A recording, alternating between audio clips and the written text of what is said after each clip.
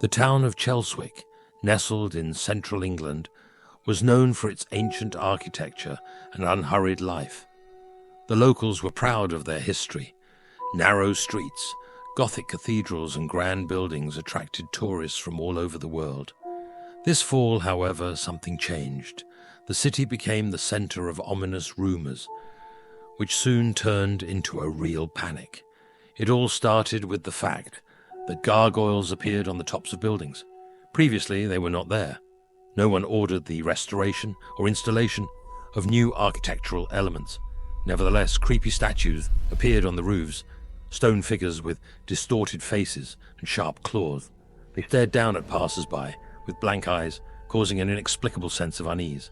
The first to see them was the night watchman of the city museum, Henry. One night, while walking around the building, he looked up at the roof and saw a dark silhouette. "Is that a new statue?" he thought, but a feeling of coldness pierced him when the figure seemed to turn its head. Henry shook with fear and ran away, and decided not to tell anyone. The next day he didn't go to work, and a week later he was found in the river, drowned under strange circumstances. Soon the whole town was talking about gargoyles. They began to appear on schools, apartment buildings, and even small pubs. No one could explain where they came from. The sculptures were perfectly executed, as if they had been created by a master of his craft. However, the strangest thing was that no one saw them being installed.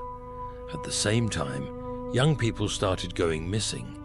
The first to go missing was 19-year-old Lizzie Whitcomb.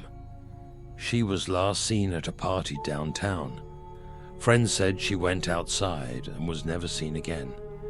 Then Tommy Blackwell, a local college student, disappeared, followed by 5 other young people. Everyone was sure the gargoyles had something to do with it. Claire Bennett, a journalist for the local newspaper, began her own investigation. Her attention was drawn to an old diary found in the archives of the town library. It mentioned that gargoyles in Chelswick existed in the 16th century. At that time, they were considered to be the guardians of the town, who protected it from evil. However, the diary also warned that if the gargoyles appeared again, it would be a sign that evil had already entered Chelswick. Claire noticed that the disappearances occurred on nights of the full moon.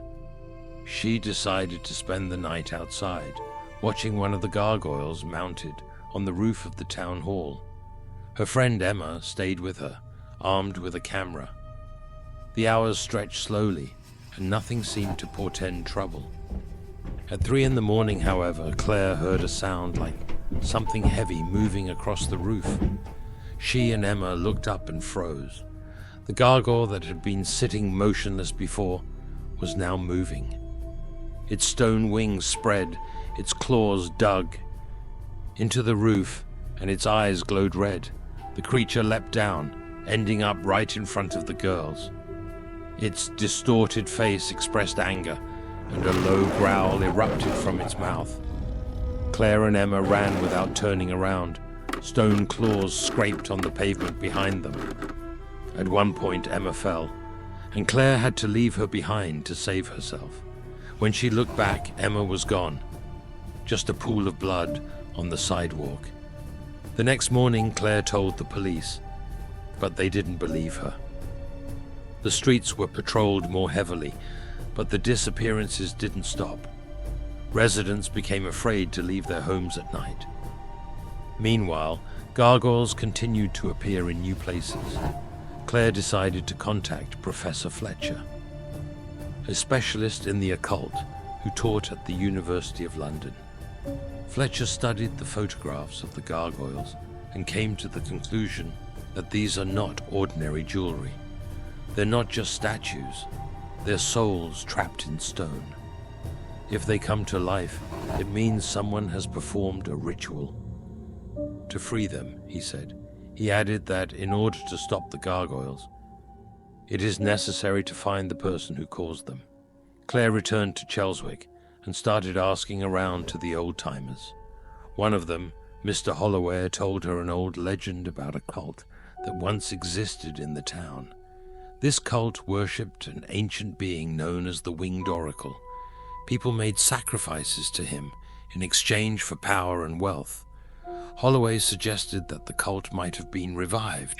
Claire decided to take action. On the night of the next full moon, she went to the old church that legend said was the center of the cult. Inside, she found an altar covered in dust and cobwebs. There were symbols carved into the floor that resembled the ones seen on the gargoyles. She started to take a picture, but then she heard footsteps. A man in a black robe stepped out of the shadows.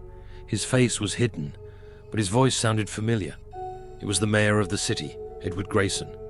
"You shouldn't have come here," he said. "You're violating an ancient order."